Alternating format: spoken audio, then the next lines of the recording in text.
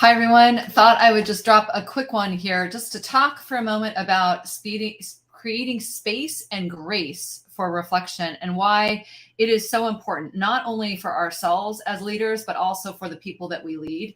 What's inspired this is I just finished leading a learning lab on our Positive Energy Workplace Initiative program platform. We have a whole platform now for those of you that are new to this work or new to this chapter we're in with this work. We have an entire platform now that actually has learning labs and Q&A calls and coaches and all sorts of great stuff. And every quarter I get to go in and I get to lead a quarterly learning lab for the community.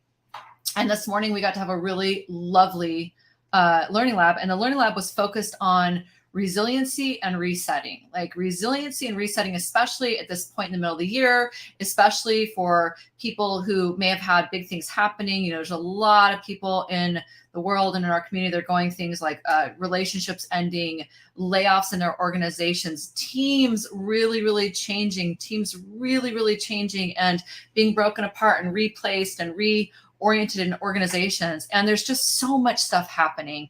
I'm sure you have your own version of that. I know we do as well. It was really lovely because being on this call with all these other human beings, we went through the reset and resiliency program, some of the core modules to talk about, where they were at, what are some of the core tools they can use to support themselves. We actually worked through it in real time. And the learning that came up, one of the biggest things that people reflected on at the end was how powerful it was to actually stop. Our learning labs are 2 hours. Sometimes they're a little bit shorter. But this one in particular day, we gave it 2 hours because we really wanted people to workshop what was happening for them. We really wanted people to be able to dig in and be present with themselves, which you can't do in a 5-minute workshop. Wish we could push a button and have everything be worked out. But it takes a little bit of time to reflect. So, the most common feedback that we got at the end was really how grateful and how powerful it was to sit down and really be with themselves, to reflect on what had happened, what they've learned, who they've become, the skills they've already created from the hard thing that may have happened, to really look at what are they tolerating, what are they no longer willing to tolerate, what's draining their energy, what's energizing them, and to just kind of do the work. And I think one of my favorite quotes was at the very end. One of the participants said that had we not created that space, they would have just kept going and moving through what's going on in their company. They wouldn't have actually stopped to see, how am I doing? How am I feeling? How am I taking care of myself? And oh, by the way, how might this be impacting the people in my life? So this is why this particular video is named Why Your People Need You to Create Space for Grace and Reflection. But it's really for you too, right? So it's mostly for us because we got to put our oxygen mask on first so that we can find our space, get the healing we need, get reconnected to our self-partnership. And then from there, everything we do from that place, it positively impacts the people around us. Because if we're not taking care of ourselves, if we're not creating space for grace and reflection and self-kindness and learning, then that means we're out there in the world in react mode.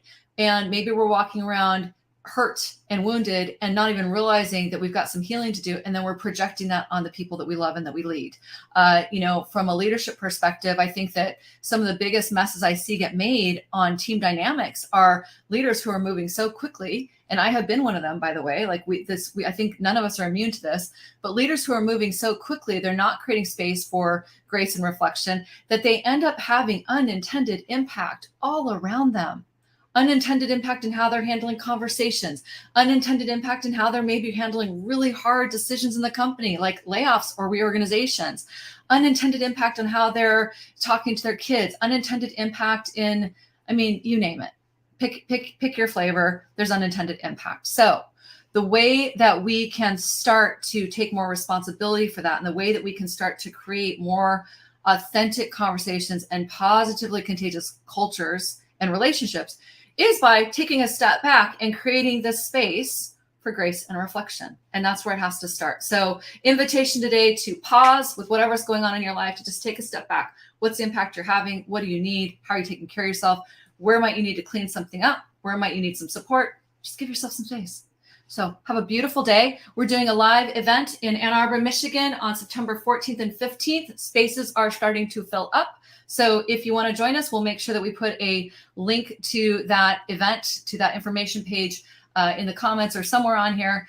But if you want to join and you want to get into a room where we really get to work on you, your leadership, your culture, performance initiatives, all this good stuff in a very different way than most people like to work on it, really different, but also incredibly effective, join me. Take a look at the page. You'll see all the information we're going to be doing.